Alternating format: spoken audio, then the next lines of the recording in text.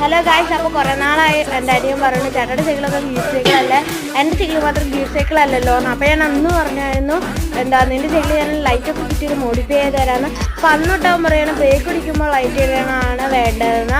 അപ്പോൾ ഞാൻ ഇന്ന് അവന് ബ്രേക്ക് പിടിക്കുമ്പോൾ ലൈറ്റ് ഇടാനാണ് ആക്കി കൊടുത്തിട്ടുണ്ട് ഗായ്സ്. അപ്പോൾ ഞാൻ ഇപ്പോൾ ജസ്റ്റ് ഒന്ന് കാണിച്ചു തരാം. അതിട്ട് രാത്രി കൂടുതൽ ഞാൻ കാണിച്ചു തരാം. രാത്രി ആവുമ്പോഴാണ് നല്ല രസം കാണുമ്പോൾ. ഞാൻ അപ്പോൾ ബ്ലൂ ലൈറ്റാണ് പിടിപ്പിച്ചേക്കണം.